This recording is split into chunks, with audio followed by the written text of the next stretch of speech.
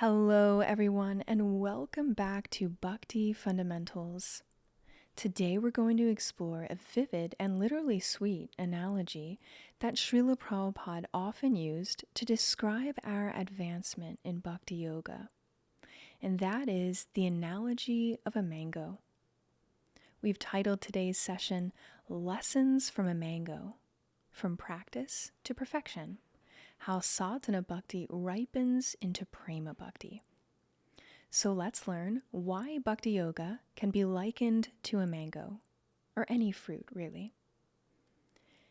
In this analogy, devotional service or Bhakti Yoga, at any stage, is compared to a mango that ripens across various stages.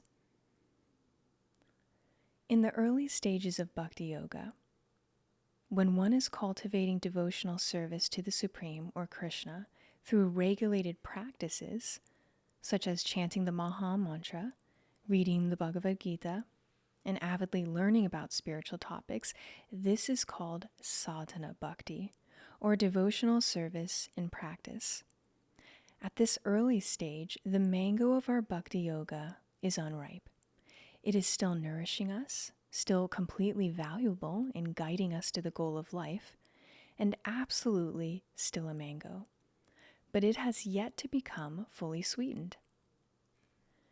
But as we advance in our spiritual life by steadily cultivating the various practices or sādhanas of Bhakti Yoga, the mango of our devotion begins to ripen. And by the time we reach the goal of Bhakti Yoga, which is to develop pure love for the Supreme, Krishna, that same mango has become fully ripe. What was once green and firm is now fragrant, juicy, and deeply relishable. This fully matured state of Bhakti Yoga is called prema-bhakti, with the word prema indicating pure love of Krishna. Prema-bhakti is devotional service in perfection. So practice makes perfect in spiritual life also. Recall that there are 9 distinct stages that we progress through as we practice the path of Bhakti Yoga, beginning with Shraddha, initial faith, and culminating in prema, pure love for Krishna. We'll show these stages on screen in a moment. And it's helpful to review these stages of Bhakti Yoga. Why? Because they give us a clear sense of where we are currently in our practice of Bhakti Yoga, in our mango's ripening. And they show us that Bhakti Yoga is not vague or sentimental. It is a spiritual science. Just as there is a process to ripening a mango, there is a process to developing pure love for the Supreme. In one of his classes in Seattle from 1968, Śrīla Prabhupāda discusses the science of a mango's ripening, likening it to our progress in Bhakti Yoga, hence our analogy today.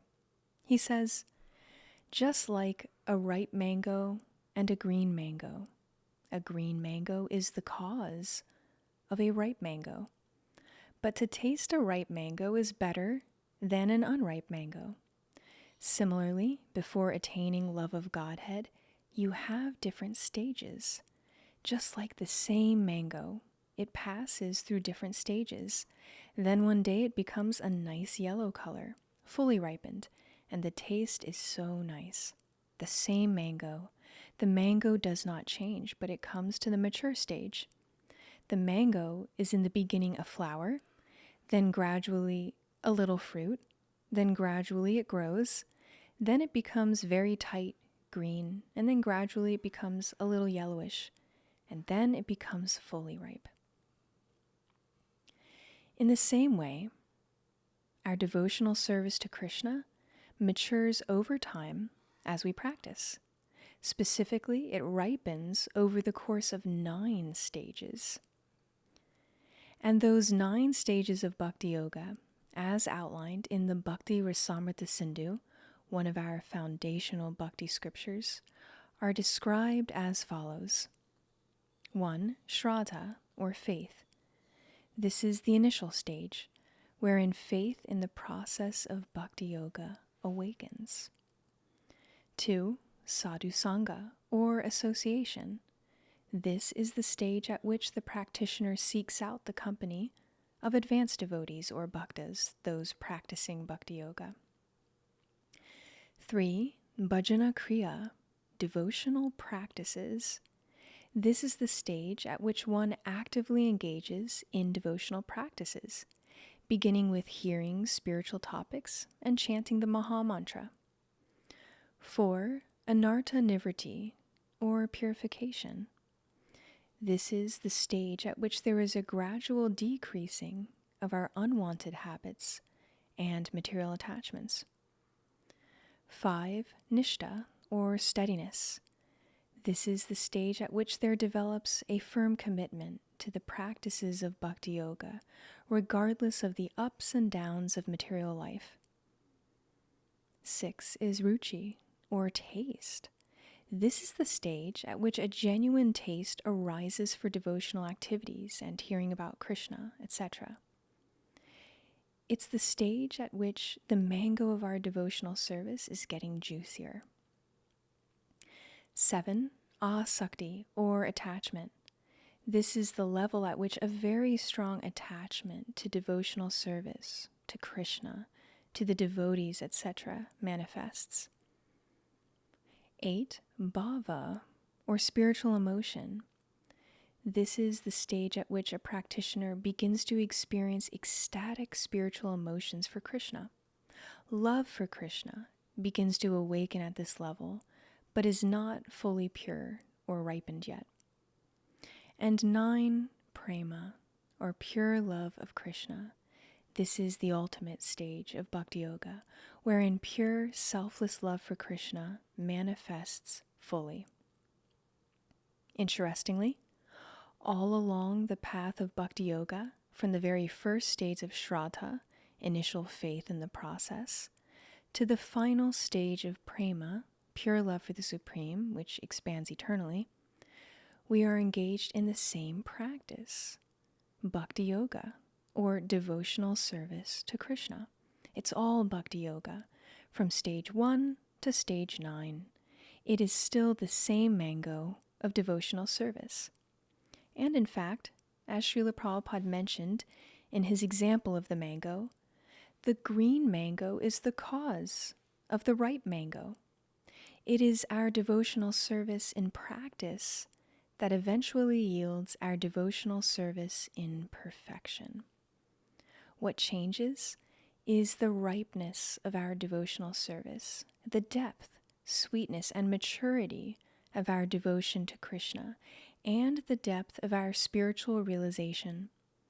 And that ripening takes place gradually, through time, through sincere spiritual practice, as well as through the mercy of the Supreme, and the mercy of his representatives, our spiritual teachers or gurus, and the devotee community who guide, inspire, and nourish us on the path of Bhakti Yoga. This brings us to an important realization. Bhakti Yoga isn't just sweet at the end. It's actually sweet all along. It's just that it becomes sweeter and sweeter as we practice. To use another analogy, regardless of where you bite into a sweet, it's going to be sweet. Every bite, every step on the path of devotional service is sweet, no matter when you take it up. With every stage of Bhakti Yoga, our spiritual knowledge and realization deepens in a very sweet manner. What changes as we progress is not whether there is sweetness, but the depth and richness of that sweetness. Even when a mango is unripe, it is still a mango. It can be used in cooking, turned into mango pickle, etc. Nevertheless, we find that when the same mango does ripen eventually, it becomes most sweet, fragrant, and irresistible. For most of us, unless we are the recipient of great mercy, our practice of devotional service begins in an unripe state, without full realization of the Supreme and of our relationship with Him. but such practice is still supremely valuable. The unripe mango of our Bhakti Yoga is still a mango. It's just a question of time, effort, and mercy before it ripens. Only those ingredients separate us from spiritual perfection, from developing pure love of Krishna. Śrīla Prabhupāda says in one class, the means and the end, the same. If you want to come to the end of Krishna consciousness, then you have to become Krishna conscious. The first stage is Krishna consciousness, and the last stage is also Krishna consciousness. The difference is one stage is immature, and the other stage is mature. When it is mature, then you taste it nicely, just like a mango. In the unripe stage, it is a mango, and in the ripe stage, it is a mango. But in the ripe stage, you taste it nicely. In the unripe stage, the taste is different. But if you give time for ripening, then you will taste. So Krishna consciousness is the means of Krishna consciousness. No other means can be adopted for Krishna consciousness. Thus, the goal of Bhakti Yoga is to be conscious of Krishna at all times, not just in any mood, but specifically in a relationship of loving service. After all, one could theoretically be conscious of someone constantly out of anger, resentment, or fear, but that is not the aim of Bhakti Yoga. The consciousness of Krishna that we are cultivating in Bhakti Yoga is affectionate, joyful, and service-oriented. And remarkably, the process for reaching this goal is the very same as the goal itself, to be conscious of Krishna at all times. So now, just how do we remain conscious of Krishna at all times? In other words, how do we ripen the mango of our devotional service? This is where the 9 processes of devotional service come into play. We just spoke of the 9 stages of devotional service. Now we are discussing the 9 processes of devotional service. Remember that Bhakti Yoga is a spiritual science. Like any of the material sciences, Bhakti Yoga offers a systematic path toward a clear result. And Krishna has mercifully provided not just one, but many practical ways for us to connect with him, knowing that different approaches will resonate with different people, and even with the same person at different stages of their Bhakti Yoga practice. The 9 processes of Bhakti Yoga shown on screen are described in many scriptures, including the Srimad Bhagavatam and the Chaitanya Charitamrita. In Srimad Bhagavatam, Canto 7, Chapter 5, Verse 23, the great devotee Prahlad Maharaj outlines in a single powerful verse the 9 processes of Bhakti Yoga. He says, Shravanam, Kirtanam, Vishnu Smaranam, Pada Sevanam, Archanam, Vandanam, Dasyam, Sakyam, Atma Nivedanam. Each of the words of that verse translates to one of the 9 processes of devotional service, or Bhakti Yoga, which are as follows. 1. Hearing, or Shravanam. This includes hearing about Krishna and topics related to Krishna. Hearing the Maha Mantra, which is comprised of the names of the Supreme. 2. Chanting, or Kirtanam. This includes chanting the Maha Mantra, discussing about Krishna and spiritual life, etc. 3. Remembering, or Vishnu Smaranam. This includes remaining conscious of Krishna throughout our day. 4. Offering service to the Lord, Pada Sevanam. This includes serving the Lord, his devotees, and his abodes, or the holy places where he appeared and carried out his activities in this world. 5. Worshipping the Lord, or archanam. This includes worshipping the deity form of Krishna at home or at the temple. 6. Praying, or vandanam. This includes offering prayers to Krishna, asking for service opportunities, or glorifying him and his activities or those of his devotees, etc. 7. Serving the Supreme, or dasyam. Advanced devotees, deeply attuned to Krishna's will, dedicate themselves to carrying out Krishna's desires, which are always in the best interest of everyone. 8. Cultivating friendship, or sakyam. In a similar way as the previous process, advanced devotees cultivate a deep personal friendship with Krishna. And 9. Total surrender, atma-nivedanam. The culmination of Bhakti Yoga is complete surrender to Krishna. At this stage, the devotee offers their entire life to Krishna. Their desires, aspirations, and actions align perfectly with his will. In this state, they live solely to please Krishna, finding their ultimate fulfillment and happiness in being fully surrendered to the Supreme. Such a devotee is fully linked or yoked to Krishna via yoga, Bhakti Yoga. Now we can see how each of these processes of Bhakti Yoga offers a unique way to engage with Krishna. Some of these processes, like hearing spiritual topics and chanting the Maha Mantra, are especially accessible to beginners. Others, like full surrender to Krishna, naturally unfold as we deepen our practice, as our mango of devotional service ripens. But all 9 processes are powerful and transformative, and the scriptures declare that perfecting even one of them can lead a person to the ultimate goal of life, the development of pure love for the Supreme. Adopting any number of the 9 processes of Bhakti Yoga is the means of our making spiritual advancement in Bhakti Yoga. They are the means of our mango of devotional service ripening. And what we find is that absolutely everything devotional that we do in life, whether it be chanting the Maha Mantra, thinking about Krishna throughout our day, praying to Krishna, reading books about Krishna, all of these activities are ways in which we make spiritual advancement.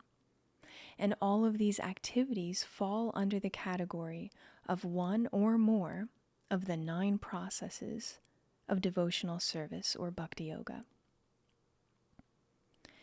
To review some, Bhakti Yoga is a spiritual science with spiritual conclusions that we prove to ourselves over time through consistent practice. In the beginning of our practice of Bhakti Yoga, we train ourselves to remember Krishna, to remain conscious of Krishna through consistent devotional activities carried out in a regulated manner. These devotional activities or practices are known as sādhanas. These practices include things like chanting Krishna's holy names in the form of the Maha Mantra, hearing about him from sacred texts like the Bhagavad Gita, associating with devotees or those on the path of Bhakti Yoga. All of these fall under the umbrella of Sadhana-bhakti, or devotional service in practice, which we introduced at the beginning of this session. But over time, as our practice matures and our hearts begin developing actual love for Krishna, our regulated remembrance of Krishna gradually ripens into spontaneous, uninterrupted remembrance of Krishna. In other words, we begin with practicing remaining conscious of Krishna at all times, and we end with actually remaining conscious of Krishna at all times in a relationship of loving service. What changes over time again is the depth and sweetness of our remembrance of Krishna, along with the gradual unveiling of the details of our eternal relationship with him. As we continue on the path of Bhakti Yoga, this relationship, already eternally present within our hearts, awakens more clearly, more vividly, and more joyfully. This brings us to one of our final and most important points. Our relationship with the Supreme, Krishna, already eternally exists. It can never be erased, but it can be forgotten. And through our long sojourn in the material world, we have indeed forgotten it.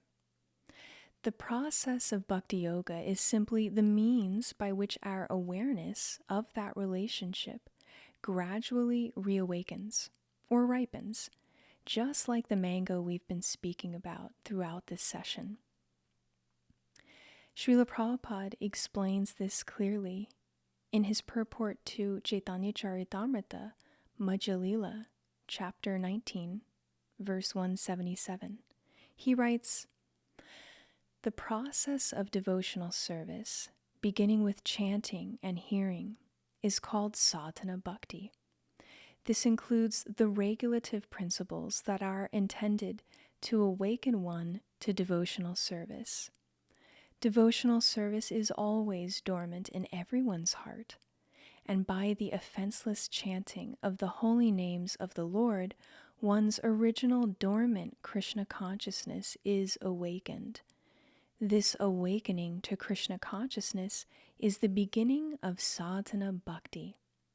This can be divided into many different parts, including faith, association with devotees, initiation by the spiritual master, engagement in devotional service under the instructions of a spiritual master, steadiness in devotional service, and the awakening of a taste for devotional service. In this way, one can become attached to Krishna and his service. And when this attachment is intensified, it results in ecstatic love for Krishna. From this, we understand a profound truth. Bhakti Yoga is not something foreign to us.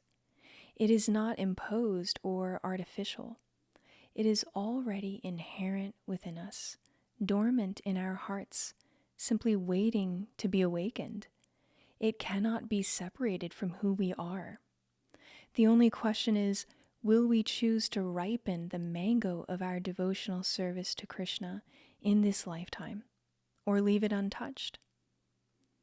What we'll find if we take up the practices of Bhakti Yoga is that life actually becomes so much sweeter when we begin to taste that mango of devotional service to Krishna. The sweetness of our eternal relationship with Krishna is already there. We just have to take a bite of the mango of devotional service to experience it. For it is devotional service that progressively reveals the sweet relationship that we already have with Krishna. In other words, we just have to act on that relationship by engaging in the variegated practices, the various sādhanas of Bhakti Yoga. And from there, only time and mercy separate us from spiritual perfection.